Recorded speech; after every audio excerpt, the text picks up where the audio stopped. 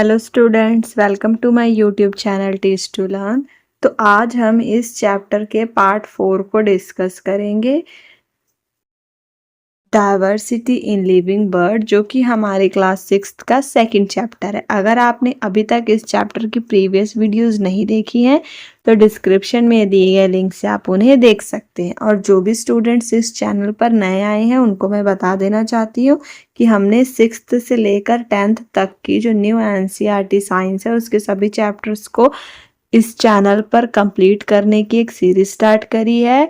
अगर आप भी इस सीरीज से जुड़ना चाहते हैं तो इस चैनल को सब्सक्राइब करके बेल बटन को ऑन कर लीजिए। तो चलिए हम आज इस चैप्टर के नेक्स्ट पार्ट 4 को स्टार्ट करते हैं। आज की वीडियो में हम जानेंगे plants and animals in different surrounding, कि कैसे प्लांट और एनिमल्स डिफरेंट सराउंडिंग्स में सरवाइव करते हैं। You might have observe during nature walk that different animals live in different surrounding. जब हम नेचर वॉक कर रहे थे तो आपने ऑब्जर्व किया होगा कि जो डिफरेंट एनिमल्स हैं वो अलग अलग सराउंडिंग में ही रहते हैं। जैसे कि हमने रिकॉर्ड किया टेबल 2.5 में एनिमल्स को उनके मूवमेंट के बेसिस पे भी हमने रिकॉर्ड किया है कि अलग अलग जगह मूव कर रहे हैं। जैसे कोई पानी में रह रहा है तो कोई ग्राउंड पे रह रहा है, तो वही यहाँ पे इन्होंने हमें बोला है। Does the movement of these animals depend on their surrounding. हाँ, अब जो उनकी मूवमेंट है उनके सराउंडिंग पे तो डिपेंड कर ही रही है। जैसे कि अगर हम देखें फिश और गोट की एग्जाम्पल लें तो जो फिश है पानी में रह रही है। They have streamline body and fins for movement in water.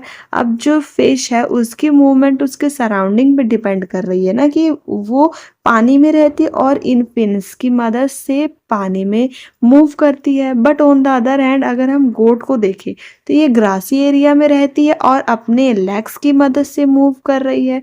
तो जो साइज और शेप है एनिमल्स का वो भी एक दूसरे से डिफर करता है अकॉर्डिंग टू देयर सराउंडिंग, कि उनका रहने की जगह जैसी है उसके अकॉर्डिंग उनका शेप और साइज वो भी डिफरेंट होता है। Let us compare. चलिए अब हम इसको कंपेयर करते हैं और एनालाइज करते हैं। यहाँ पे इन्होंने हमें एक टेबल बनाने को कहा है जिसमें हम क्या करेंगे, देखेंगे कि डेजर्ट में कौन कौन से प्लांट रहते हैं, माउंटेन में कौन से प्लांट रहते हैं, मतलब प्लांट या एनिमल, ओशियन में क्या रहता है, कौन कौन से एनिमल्स या प्लांट्स पाए जाते हैं, फॉरेस्ट में कौन कौन से प्लांट पाए जाते हैं। मतलब कि अगर हम जब ये टेबल बनाएंगे तब हम देखेंगे कि जो एनिमल्स और प्लांट है डिफरेंट सराउंडिंग में डिफरेंट ही पाए जाते हैं। जैसे कि डेजर्ट में कैमल पाया जाता है पर वो माउंटेन में नहीं पाया जाएगा। माउंटेन रीजन में देवदार का ट्री पाया जाएगा। सिमिलरली ओशियन में फिश पाई जाएगी। जो फिश है वो डेजर्ट या माउंटेन में नहीं मिलेगी। तो डिफरेंट सराउंडिंग के अकॉर्डिंग ही वहाँ पे एनिमल्स और प्लांट्स भी उसी अकॉर्डिंग ही पाए जाते हैं। फॉरेस्ट में लायन मिलता है। तो अलग अलग सराउंडिंग के अकॉर्डिंग अलग अलग प्लांट्स और एनिमल्स भी हैं। What are your observation regarding plants and animals found in various region. अब आपकी ऑब्जर्वेशन क्या है उसको अपने क्लासमेट्स के साथ डिस्कस करिए। You might have observe from table 2.6। अब टेबल से हमने क्या ऑब्जर्व किया कि जो प्लांट और एनिमल्स हैं in one kind of a region are different from those found in another kind of region. वही जो मैंने आपको बताया कि एक रीजन में पाए जाने वाले प्लांट या एनिमल दूसरे रीजन में पाए जाने वाले प्लांट या एनिमल से डिफरेंट होंगे। जब हम डिस्कस करेंगे क्लास में, तो क्लास में जब डिस्कशन हो रही थी जो एलेक्स है उसको याद आया कि जब वो राजस्थान के डेजर्ट में गया था तो उसने कैक्टस के प्लांट को ऑब्जर्व किया था जिसकी स्टेम कैसी थी, थिक और फ्लैशी स्टेम थी। जैसे कि अगर हम यहाँ पे पिक्चर में देख पा रहे हैं कि इसकी जो स्टेम है कैक्टस है, इसकी स्टेम कैसी है, थिक भी है और फ्लैशी स्टेम है। सिमिलरली माया जो कि हिमालय गई थी, हिमाचल प्रदेश में, उसने क्या शेयर किया कि उसने देवदार का ट्री देखा था और ये ट्री की शेप कैसी थी, कॉनिकल इन शेप थी and flexible and sloppy branch थी। जैसे कि हम पिक्चर में देख पा रहे हैं ये क्या है, देवदार का ट्री है जिसके शेप कैसी है, कोन जैसी बनी हुई है और इसकी जो ब्रांचेस हैं फ्लेक्सिबल हैं और स्लोपिंग है, मतलब इसके ऊपर अगर कुछ भी गिरेगा ना तो वो सरक के बहुत स्लोपी होगा, आराम से नीचे गिर जाएगा। अब अगर हम इन दो प्लांट्स को ध्यान से ऑब्जर्व करेंगे जो कि डिफरेंट डिफरेंट रीजन में मिल रहे हैं, तो हम इनमें क्या देखेंगे कि why does the biodiversity of region vary from that of another, मतलब कि अब जो अलग अलग रीजन में पाए जाने वाले इन प्लांट्स की बायोडाइवर्सिटी में फ़र्क क्यों है। तो अब हम देखते हैं कि जो डेजर्ट है इसमें बहुत कम पानी होता है और जो रेगिस्तान होता है वहाँ का जो सराउंडिंग होती है वो टिपिकली वेरी हॉट होती है। दिन में वहाँ बहुत ज़्यादा गर्मी होती है और रात में बहुत ज़्यादा ठंड हो जाती है वहाँ की रेत के कारण, वहाँ के रेगिस्तान के कारण। इसी कारण वहाँ पे जो पाए जाने वाले प्लांट या एनिमल्स हैं ऐसे होते हैं that can tolerate and survive both the hot condition during the day and cold condition at night. इसी कारण वहाँ के प्लांट और एनिमल ऐसे होते हैं जो कि दिन की गर्मी और रात की ठंड दोनों को टॉलरेट कर सके और सरवाइव कर सके। जो फ्लैशी स्टेम होती है प्लांट की, जो डेजर्ट में मिलने वाले प्लांट की फ्लैशी स्टेम होती है वो फ्लैशी क्यों होती है, ताकि वो उसमें वाटर को स्टोर कर सके। अगर वो वाटर स्टोर करेंगे तभी तो वो हॉट कंडीशन में सरवाइव कर पाएंगे, इसी कारण उनकी स्टेम फ्लैशी होती है। But on the other hand अगर हम माउंटेन रीजन की बात करें तो माउंटेन में हमें पता है स्नोफॉल होता रहता है और अगर स्नोफॉल होगा तो वहाँ के पेड़ ऐसे होने चाहिए ना जो उस स्नोफॉल में भी सरवाइव कर सके, इस कंडीशन में भी सरवाइव कर सके। इसी के कारण जो पेड़ हैं वो ऐसे कॉनिकल शेप में होते हैं और स्लोपी होते हैं, ताकि उनमें ये एबिलिटी हो कि जो स्नो उन पे पड़ रही है स्लाइड ऑफ इजीली हो जाए, वो आसानी से उनके ऊपर से स्लाइड कर जाए, गिर जाए।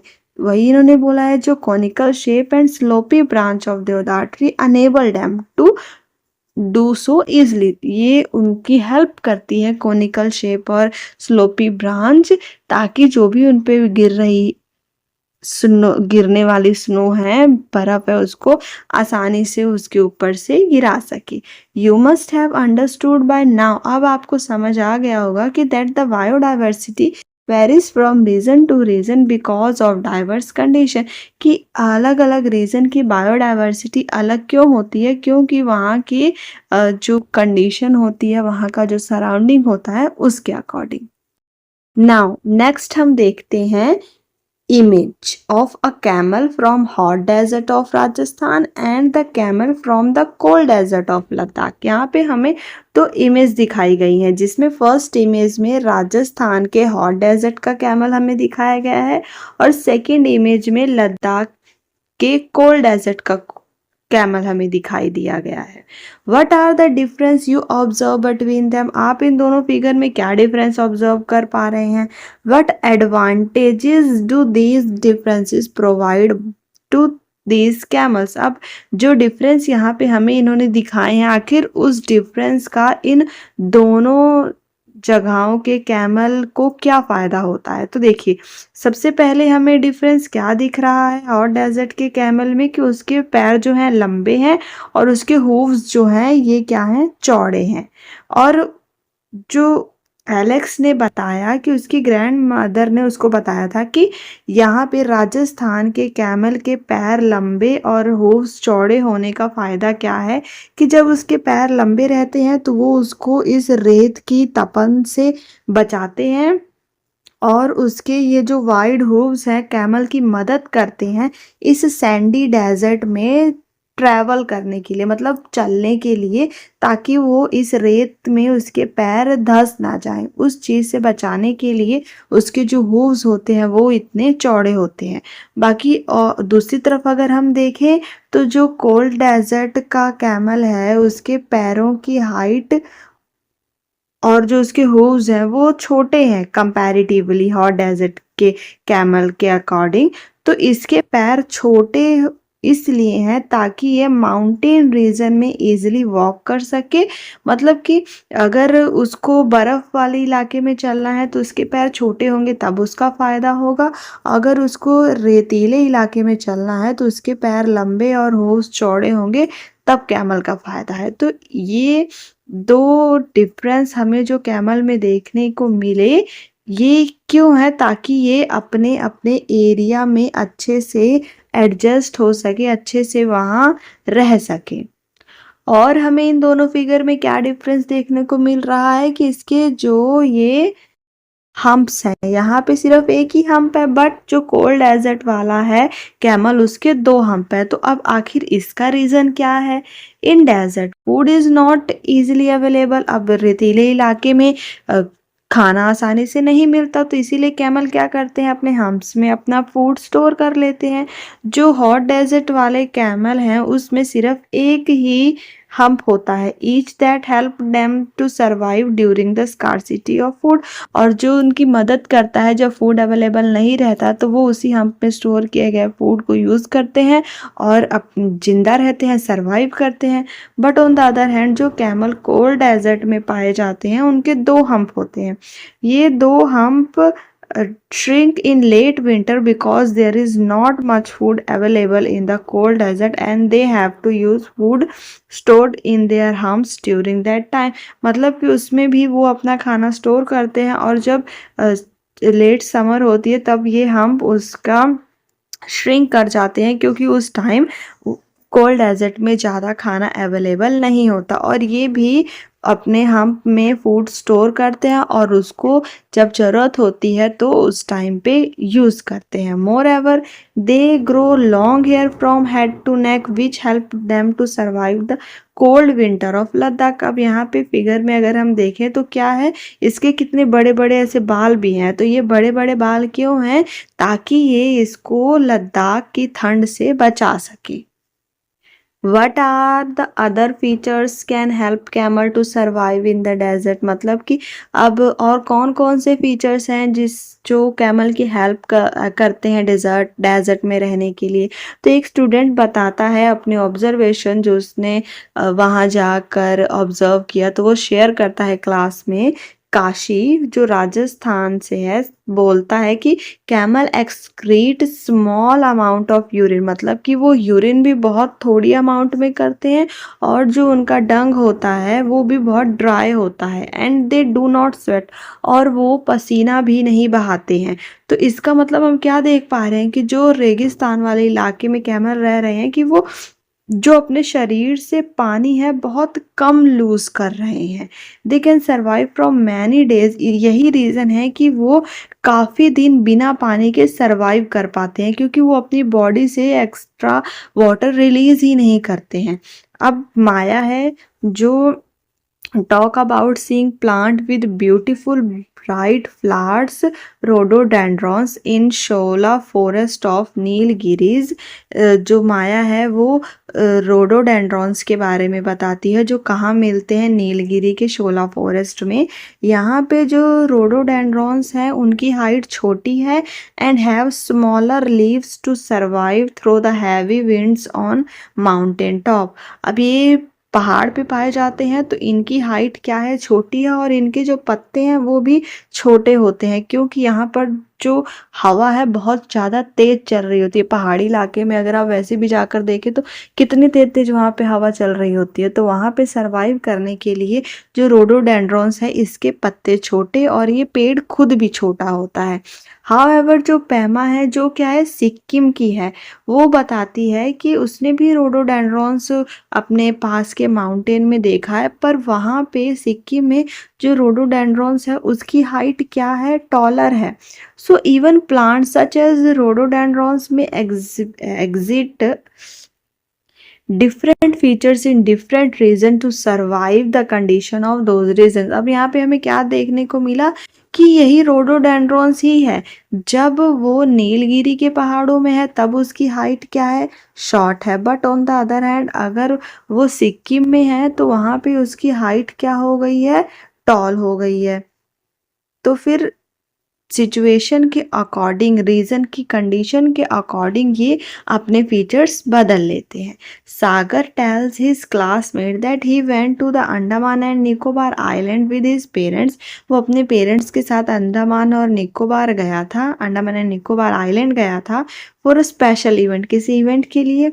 वहाँ पे उसने बहुत सारी वेल्स और कलरफुल फिश देखी ओशियन में, और उसके फादर ने एक्सप्लेन किया कि जो streamline body of a fish helps them to swim in water, कि जो फिश की स्ट्रीमलाइन बॉडी होती है वही उसकी मदद करती है जिससे वो पानी में तैर पाती है। नाउ स्ट्रीमलाइन बॉडी का मतलब क्या है, जैसी फिश हम देख पा रहे हैं ना, तो इसके ऊपर जो ऐसे ऐसे पूरा बना हुआ है, ये क्या है, स्ट्रीमलाइन बॉडी ही है इसकी, जिसके कारण ये वाटर में स्विम कर पाती है।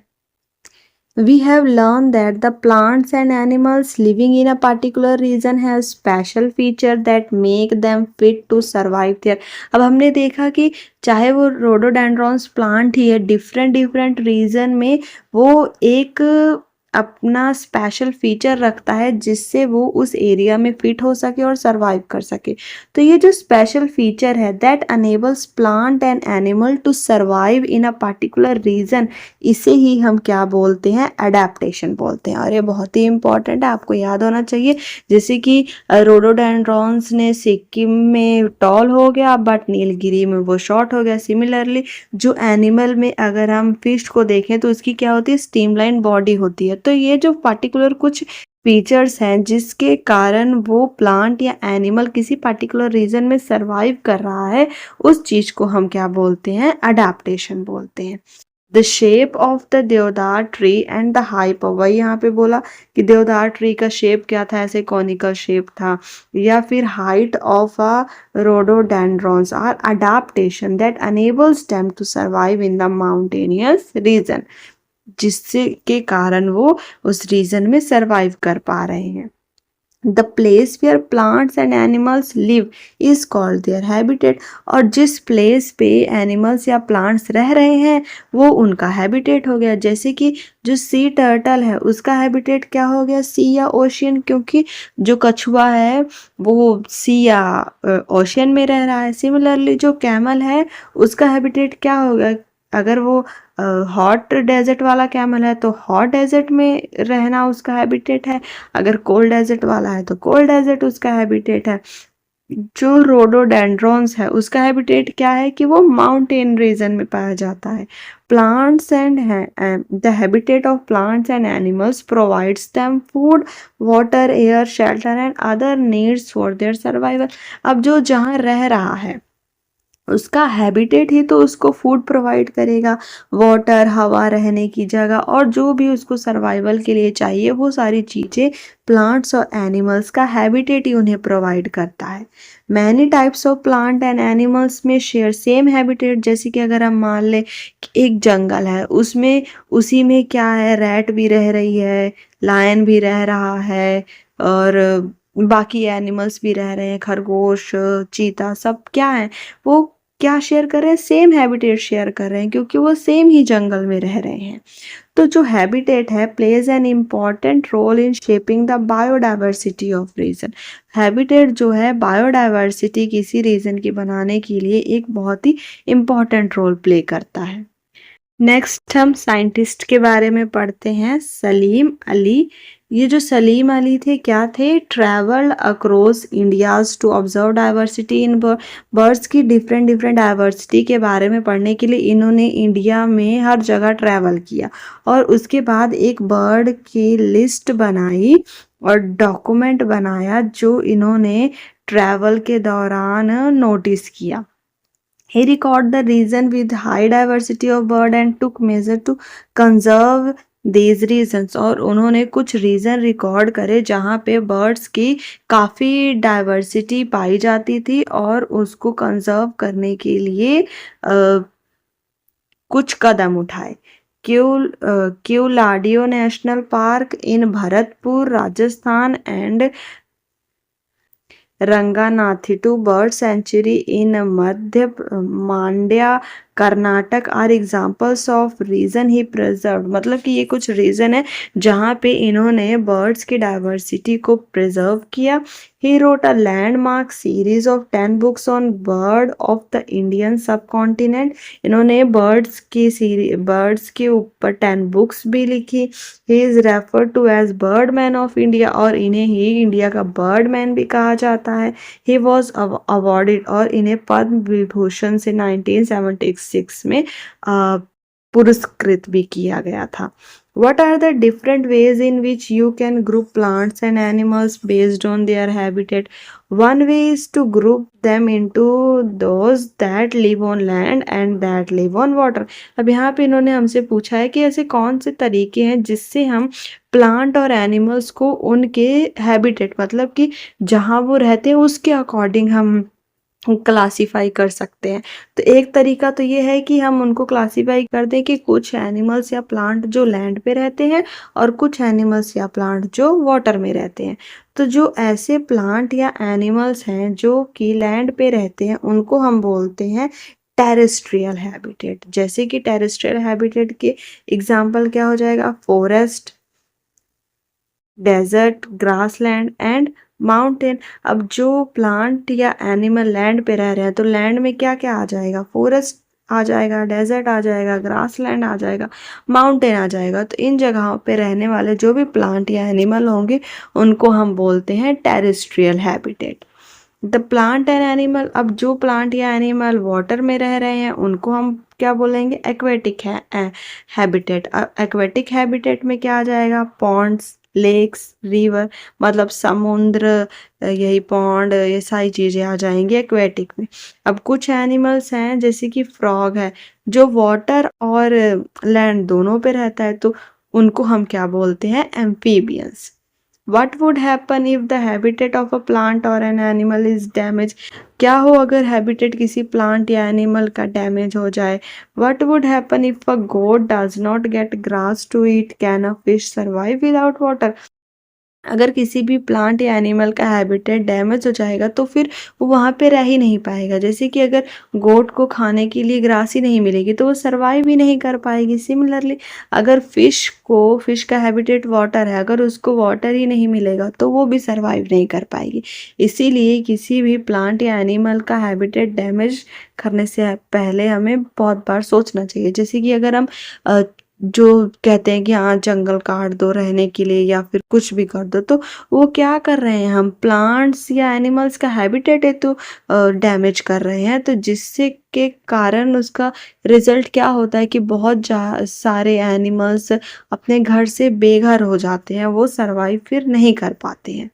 Check with your parents, grandparents and neighbors to know about the plants, birds, insects or any other animals they used to see frequently in their childhood but do not see as often now. अपने parents, grand parents या अपने आस पड़ोस के लोगों से कुछ ऐसे plants, birds, insects के बारे में पूछिए जो वो अपने बचपन में तो देखते थे पर अब उन्हें देखने को नहीं मिलता। आपने सुना होगा अपने पेरेंट्स से, दादा दादी से जो बोलते हैं कि हाँ ये चीज़ तो कौवा या गौरैया ये सारी चीज़ें पहले तो बहुत हमें दिखती थी, पर आज के टाइम में इतना पॉल्यूशन हो गया है, इतना हर जगह हमने प्लांट्स और एनिमल्स का हैबिटेट डैमेज कर दिया है कि अब वो चीज़ें हमें देखने को नहीं मिलती हैं। These changes often happen when habitat are damage. वही इन्होंने बोला है कि ये चीज़ें क्यों हुई, क्योंकि हमने प्लांट्स या एनिमल्स उनके हैबिटेट को डैमेज कर दिया है और इस डैमेज के कारण उन्होंने अपना घर, खाना और जो रिसोर्सेज जिससे वो सरवाइव करते थे वो सब उन्होंने खो दिया है। This leads to the loss of biodiversity, और इसके कारण हम बायोडाइवर्सिटी भी खो दे रहे हैं। The population of Bengal tigers, cheetah और great Indian bustards have decline in India. मतलब वही बोला है कि टाइगर, चीता, इन सब का जो पॉपुलेशन है इंडिया में डिक्लाइन हो गया। क्यों? क्योंकि नेचुरल हैबिटेट जो था इंडिया में वो ख़त्म हो गया, लॉस हो गया ह्यूमंस की एक्टिविटीज़ के कारण, क्योंकि उन्होंने जंगल काट दिए, सब पेड़ पौधे काट दिए, तो जिसके कारण इनका हैबिटेट जो था वो पूरी तरह ख़त्म हो गया। इसीलिए इंडिया की गवर्नमेंट ने कुछ इनिशिएटिव स्टार्ट किए, कुछ प्रोजेक्ट स्टार्ट किए बायोडाइवर्सिटी को कंजर्व करने के लिए, जैसे कि प्रोजेक्ट टाइगर जो 1973 में स्टार्ट किया गया बंगाल के टाइगर्स को प्रोटेक्ट करने के लिए।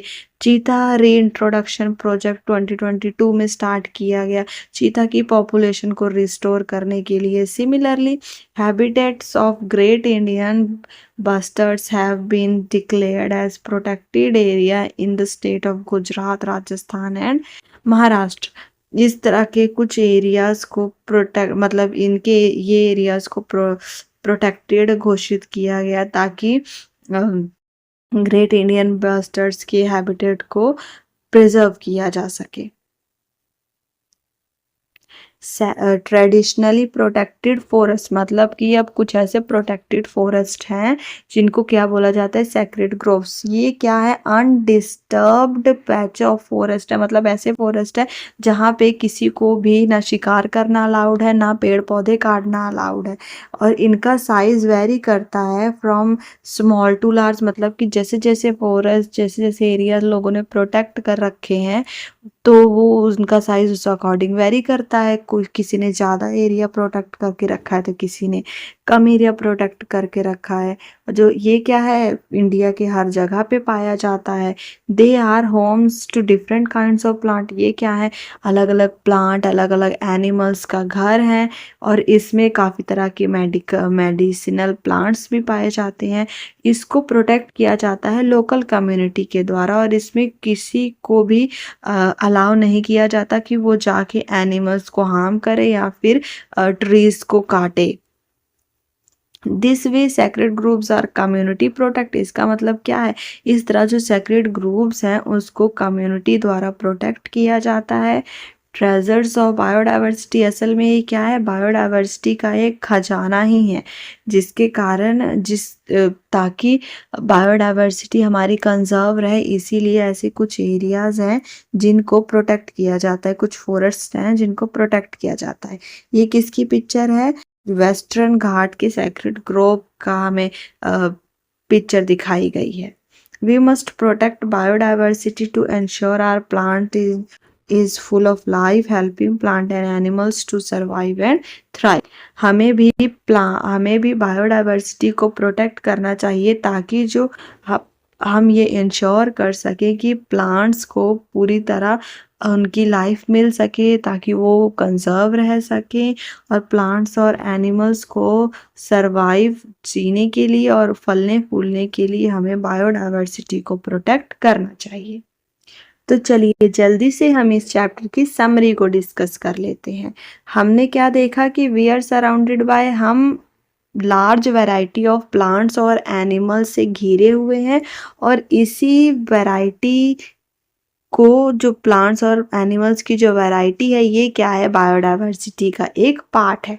प्लांट्स और एनिमल्स को उनकी सिमिलैरिटीज़ और डिफरेंस के बेस पे हम ग्रुप कर सकते हैं। जो प्लांट्स हैं उनमें कुछ सिमिलैरिटीज़ होती हैं एंड कुछ डिफरेंस होते हैं।